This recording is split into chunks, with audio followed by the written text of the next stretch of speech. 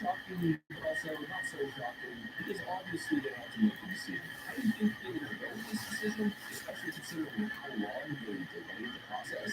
And here we are, exactly 1 month away from the PNC convention. Joe Biden steps down, or rather, Joe Biden has been forced to step down. They're kicking him out the door. They drafted this letter. They're going to draft this speech. According to multiple Democratic sources, this is happening all of a sudden. Everyone said it would happen gradually, and then all at once, and that's what's happening. According to one source, President Biden has agreed to step down as the Democratic nominee. Biden announced earlier this week that the speech has been drafted before that, and just like that, Joe Biden is gone. Now, of course, the question is, well, what's the strategy? What's plan B? Well, apparently the initial report from last week is incorrect. Supposedly Joe Biden is going to step down and refuse to endorse Kamala Harris, and as we're now learning, Joe Biden has endorsed Kamala Harris as the Democrat candidate for president. I guess it really was foreshadowing, now, wasn't it? The President Harris led this effort.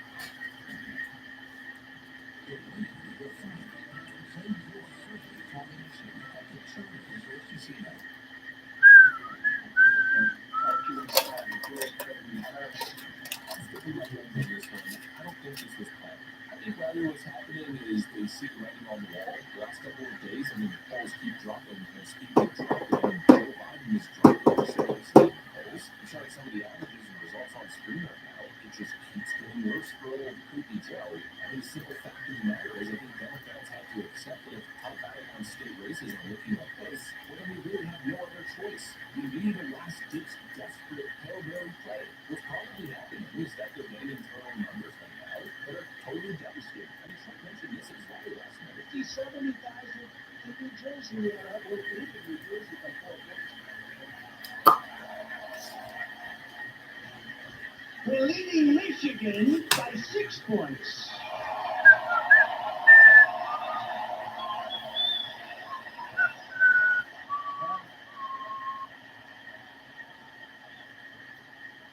And a report just came out, actually we're leading everywhere and nationally, and that we have to keep it that way.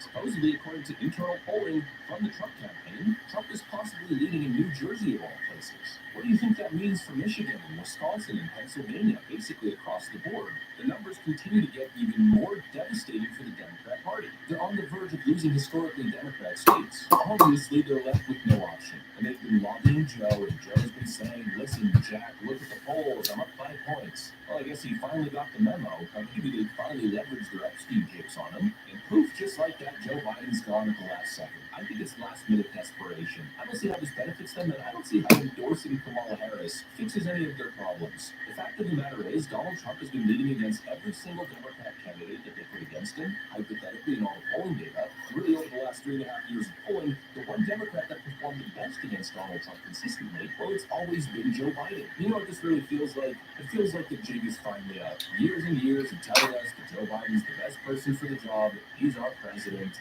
he's in perfect health, totally fit for office. An entire Democrat primary process where other Democrats that were challenging Joe were pushed out of the process. There was no real primary. They basically just handpicked Joe. They said, he's the guy. Nobody can challenge him. Only to lead to this. I think most people are scratching their heads in confusion, and most people are probably sharing the same reaction, thinking to themselves, you lied to us. You lied to us for a year, telling us Joe Biden was the guy. Telling us Joe Biden's the only person who could beat Donald Trump. Look at the polls, Jack. Only to do this at the last second. You mean to tell me that in this environment, Democrats would be highly motivated to go vote for Kamala Harris? She can unburden the burdens that have been thanks to Joe Biden? I can imagine what can be and be unburdened by what has been.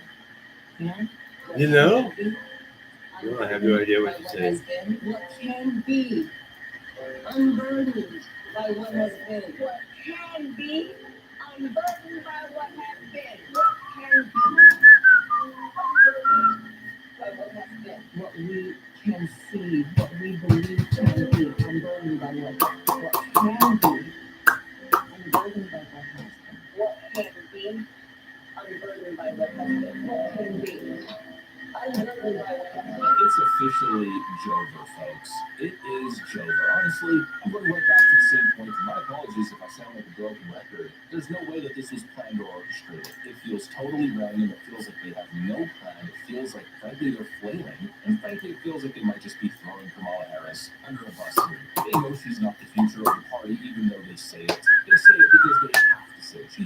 obviously unpopular, and I'd even go as far to say she's deeply unpopular, supposedly the least popular vice president in American history. I think the thought process is throw her in there, watch her lose, and then let's enter a rebuilding process for the Democrat Party. It's obvious the Democrats have better options, but they probably want to save those options from a possible humiliating defeat here, and so Kamala is the pick. Kamala freaking Harris. Look again, maybe I'm wrong, and maybe this is going to be a genius play, and Kamala Harris is going to start skyrocketing in the polls. Look, maybe it's possible, but from what I'm seeing right now, I mean, the poll release just the other day showing her down 10 in the state of Georgia. She's losing to Trump in Pennsylvania, basically everywhere you look. Kamala performs worse than Joe Biden. We'll see if that changes, but as for now, my view stays completely unchanged. I don't see this as a good thing for the Democrat Party. This is total dysfunction, total, complete disarray. They're going to switch up their presidential candidate 4 months out of the election. In that short period of time, expecting to undo 4 years of total and utter failure. I don't see it working. I don't see it happening. I think this is possibly the dumbest.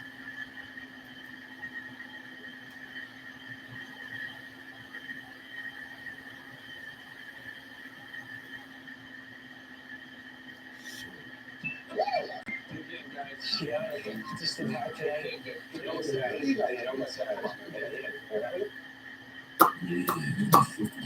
God, man. Got the whole fam here. Yeah, got two Chris, got two K. KK is it for you. Okay, you just said K. There's something got who's lost for KKK. So, hey, we got this conversation with his black guys. Assuming I got some stuff to his back. And he talking about just trades. Just go back to white man. Yeah, and she's exactly. I showed the video. See the lady found this? You don't need to like the stove. I like it. Let's go to video. Doing too much. Because the way that I see black women pedestalize white men make me nauseous. And then it's like, well, white men treat us better, you treat white men better. Imagine if you treated your own man the way you fawn over them. White men be so mediocre. Yeah, they'll be the most basic stuff. Oh, you got her too rosy. And they're like, that's so cute. I want that one day. I like you now. What if we affirm our own man like that? What if when our own man do something for us, we give him that same level of, gratitude. And I know how much father will get. The white man breathe and you're like, and it make me sick. Yeah, it make me cringe. It's like, ew. Now you over here just worshiping this man like he already wants you to. That's a colonizer. Now he colonizing your womb. Now you got a defeated, colonized body. Over here, like this, your eyes is big and bright, because of his skin tone. So have this humble down and show them, yeah, they'll sleep with you and all that, but you see how when it's time for him to be in a real relationship and settle down, because I wouldn't be surprised if he married him. I wouldn't be surprised. I look at him. She just moved in, so that's what they said. Oh, yeah, so it begins. Yeah. Treat your own man as good as you treat them white men. Stop fawning over them like that. It's actually disgusting. Disgusting.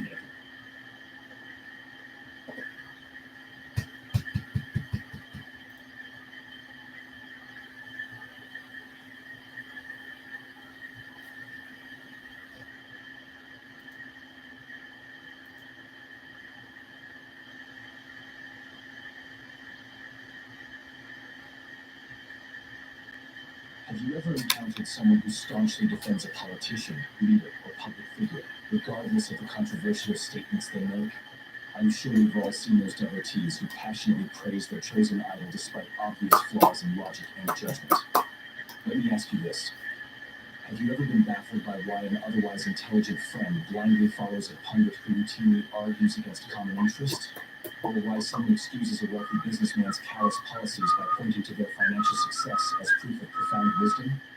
If you've had frustrating experiences with seemingly intelligent yet stubborn devotees of irrational leaders or policies, then you likely relate to Carlo Cipola's famous writings on human behavior.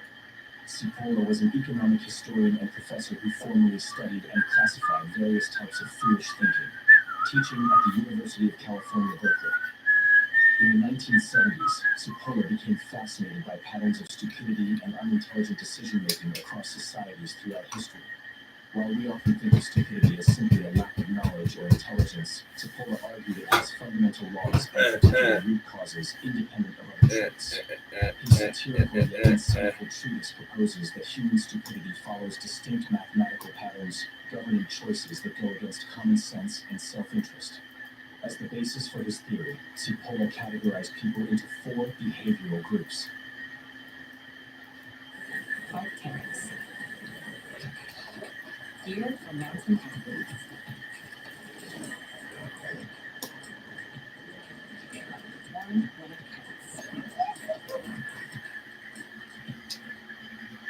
What?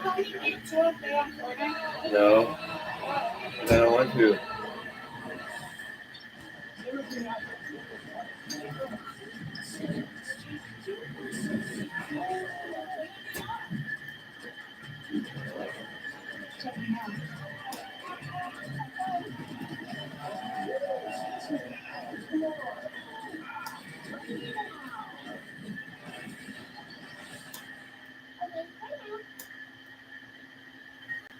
The intelligent, those who benefit both themselves and others. The bandits, those who benefit only themselves by harming others. What The fucking unfortunate, ever. those who cause harm while trying to help others. The stupid, those who harm both themselves and others. Cipolla argued it's this last group of stupid people, driven by an innate tendency towards nonsensical decisions that damage even their own interests, that baffles intelligent observers. And the root causes driving such stupidity come from characteristic flaws like arrogance, self-delusion, persistent ignorance, absent-mindedness, and more. Cipolla's first law of stupidity is, always and inevitably, everyone underestimates the number of stupid individuals in circulation. Here, Cipolla means that people assume at any given time that individuals thinking or acting stupidly must be a small fringe group among the general population. We figure societies couldn't function if a large number of people didn't behave rationally most of the time. Yet, as Cipolla points out, this assumption underestimates just how many stupid people exist, and how many large segments of the population are to think and do stupid things. Like in Germany in the 1930s, when millions of ordinary citizens supported the extremely aggressive and unjustified actions of the Nazi Party, enabling enormous atrocities that brought no benefit to average German families. The world was horrified to realize how regular teachers, doctors, musicians could enable such unrestrained racism and cruelty when caught up in nationalist frenzy, instead of recognizing it as a moment of profound stupidity. Cipolla's second law of stupidity states, the probability that a certain person is stupid is independent of any other characteristic of that person. Here, Cipolla means that even wealthy, educated, skilled people can also be stupid. Cipolla considers stupidity as a human characteristic, like having blonde hair or black eyes. Cipolla posits stupidity is a variable that remains constant across all populations. Every category one can imagine, gender, race, nationality, education level, income, possesses a percentage of stupid people.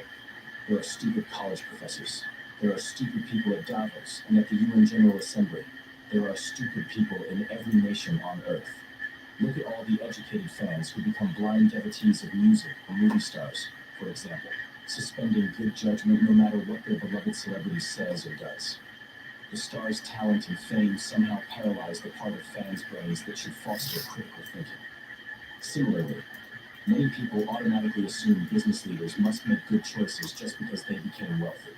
Yet history shows seeking profits need have nothing to do with wisdom in other domains. Such leaders gain followings of people who leave their own judgment aside. Cipolla's third law of stupidity is, a stupid person is a person who causes losses to another person, or to a group of persons, while himself deriving no gain and even possibly incurring losses. What Cipolla means here is that people or entities that behave stupidly inevitably cause harm, trouble, or negative outcomes for others around them, even when they gain nothing from their stupid actions themselves, and may in fact make their own situation worse.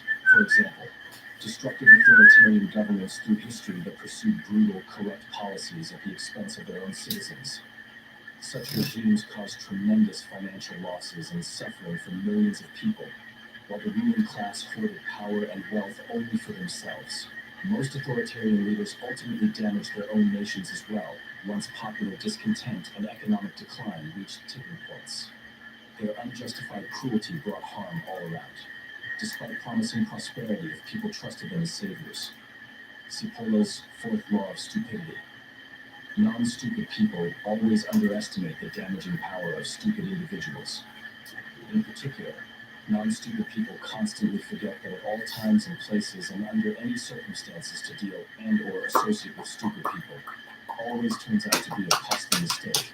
Here, Cipollo emphasizes how people behaving sensibly downplay or dismiss the influence and impact stupid people can have by making terrible decisions others then enable or follow.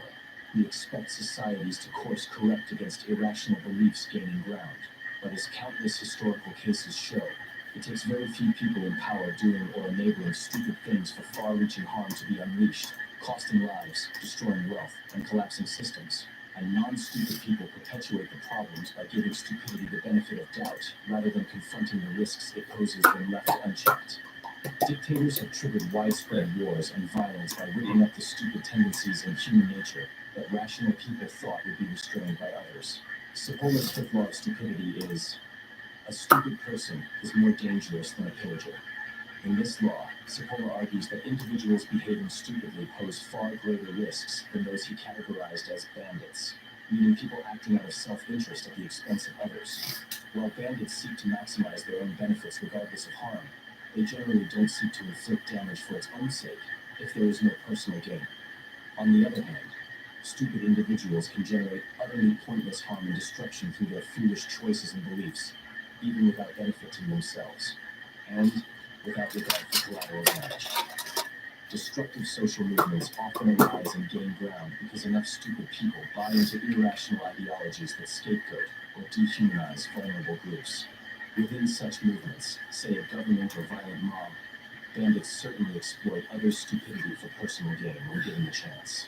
However, it takes a far greater number of true stupid followers to enable harm and suffering on vast scales over time. As Cipollo concludes, because stupid people inflict severe damage that is utterly unjustified and helps no one. While undermining their own self-interest, they pose exponentially higher risks than those merely acting out of selfishness.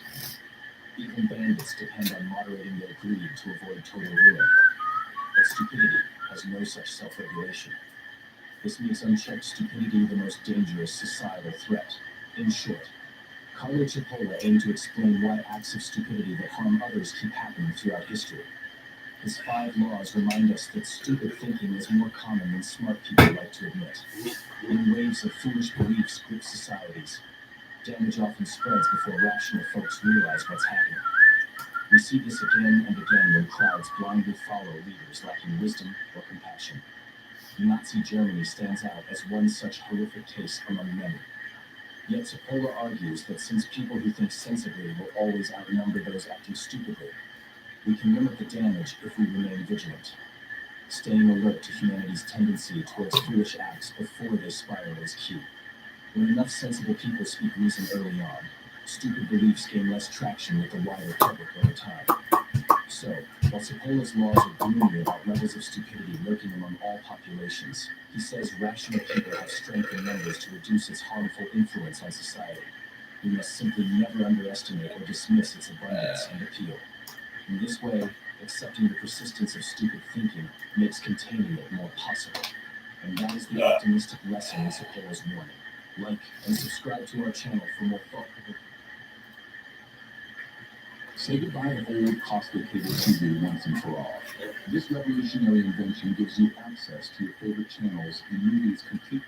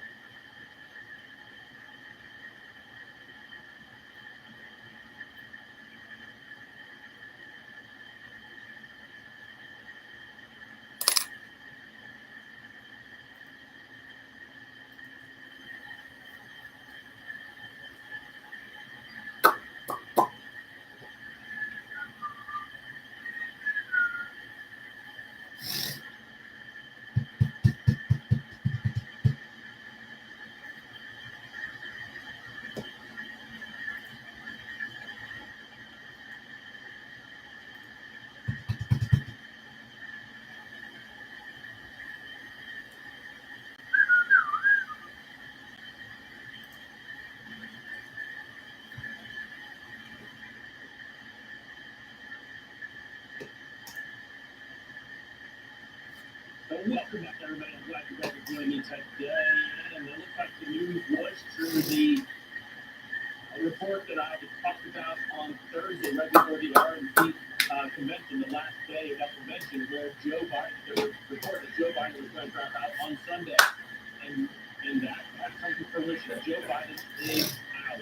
He has said he is not going to seek re-election. He is not going to go ahead and accept the nomination for president for the Democratic Party. And of course, this puts the party now, DNC, which they're going to be having their convention here just a couple weeks in Chicago. It's going to be a audit. This has become an open primary now, and it's going to be anybody's guess who's going to come out on top. Kamala Harris is clearly the front runner right now within that dynamic because she is the vice president. But that could change. The superdelegate, the party could pick who they want to represent them, and may not be Kamala. So it's going to be quite interesting what happens here. So let's take a look at this. This came from Joe Biden himself. This is his letter that he had written or something in his handwriting. It says, "My fellow Americans, over the past 3.5 years, we have made great progress as a nation.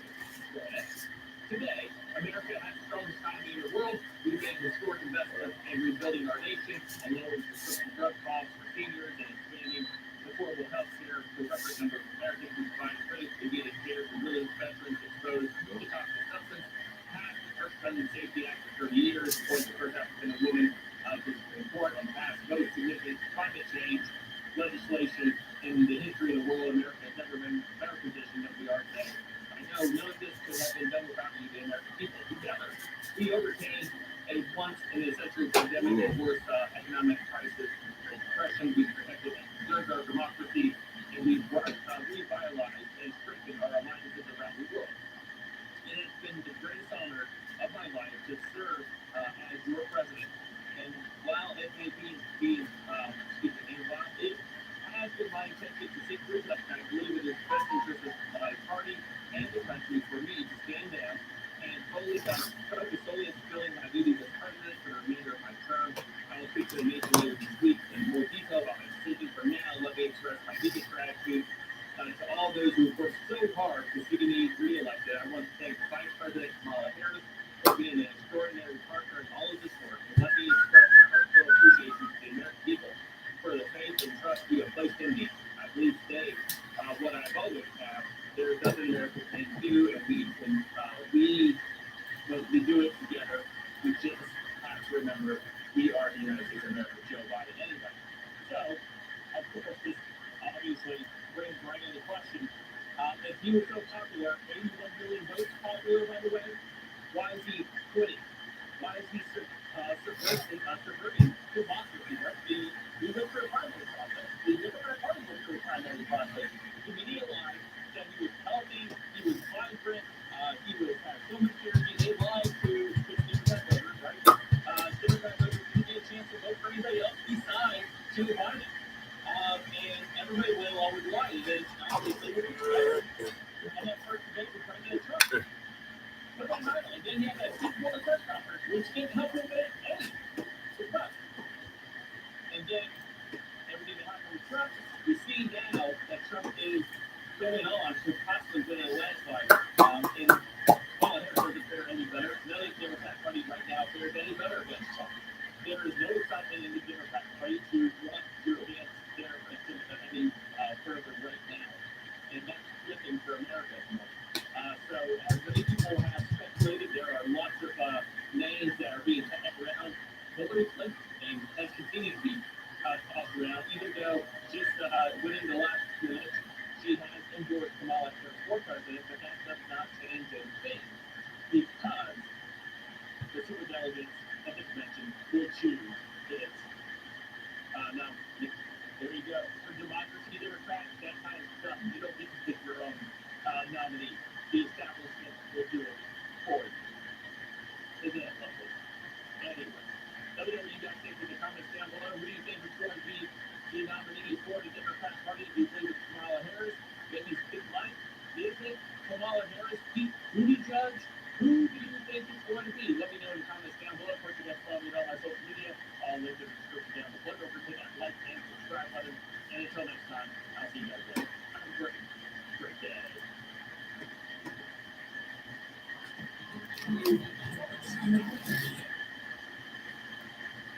Trying to blow my mind.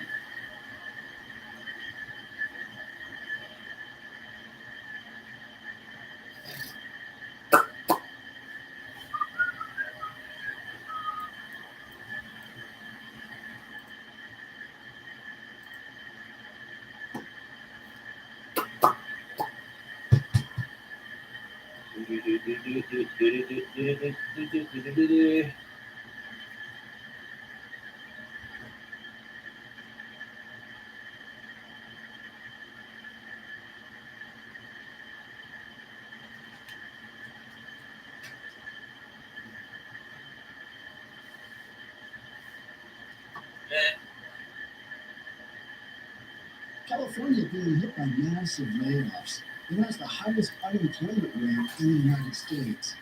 Damn. A bunch of companies that are just saying, yeah, gotta go. Let's get into it. Here we go. So we got into it. The California company, software company known for products like TurboTax, Credit Karma, and MailChimp, they announced Wednesday. This article's a little bit old, but we're going through just kind of company after company after company that have announced these layoffs. So Intuit laying off 1,800 employees, or 10% of its entire workforce, as it prepares for the AI revolution. All right. Local news outfit San Francisco Gate reported that nearly 600 employees lost jobs in California, including 384 in Mountain View and 215 in San Diego. So you got the tech industry shredding massive amounts of jobs. And more importantly, you've got California. California enacted that $20 an hour minimum wage. How do you think that's working out? Because you've got employers that just can't afford to pay that. And you know what I hear? I hear from people who don't really have a notion about business. They just want more money for themselves, and you just got to pay more. Well, when it comes down to that and the economics aren't there, the company leaves that area or shuts down, and then those employees lose their jobs. So you got to pay them more, okay? But that's if it's within the budget and if the company can still make a profit, and all of those factors. And what we're seeing is that in a lot of the fast food, that budget isn't there to raise your operating costs of your employees by like 25%. That's just a hard no-go. It's a no-go. So concerns rise as massive layoffs hit California. This is an ongoing story. And yesterday, Twitter, from their X, I hate calling it X, formerly known as Twitter, Elon Musk said, hey, Gavin Newsom signed in this new law stating that the child wants to change their sexuality and identify something that they were born originally at birth as, then they can do that, but schools aren't going to be required to report that. In fact, they're going to be banned from reporting that to the child's parents. It's like, okay, why are we going after the kiddies? Just leave the kids alone. Just let them go to school, however horrific that is.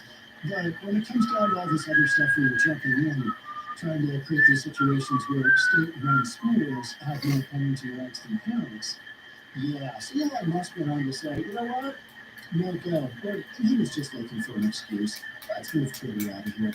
And he's going to move SpaceX out of there as well. Concerning trends for California, numerous large companies are gearing up for significant layoffs, affecting thousands of workers across various industries. This is according to the Warren Tracker California. It's seen a staggering 37,000 plus Warren layoffs this year alone, impacting 713 businesses statewide. I've been reading these stats for a long time, and that's a pretty good size. 37,000. The worker adjustment and retraining notification, that's the Warren Tracker, it mandates that employers give a 60-day notice before large-scale layoffs or plant closures. We've got this kind of heads up. Hey, you got to let us know if you're going to be doing big layoffs or plant closures or something like that, or maybe you'll see in the report that Target has left the building quite literally, and it's a number of stores, and they got to report, all right, we're laying off a whole bunch of employees, and here's what this is. Billionaire. They get the Something heads like up a billionaire. and that's how the media oftentimes gets a notice. Somebody's closing something down. So we got to get a 60-day notice. This crucial measure aims to provide affected workers with time to seek alternative employment or training opportunities, ensuring some level of financial stability during transitions. When you get fired, if you get able to get a payout, lucky you, but oftentimes that's just not the case, right? Companies going under, whatever it is. But in California's case, there's been so many examples of legislation that people are literally walking away from, or taxation. And now you've got unemployment. So, one of the things I've been thinking about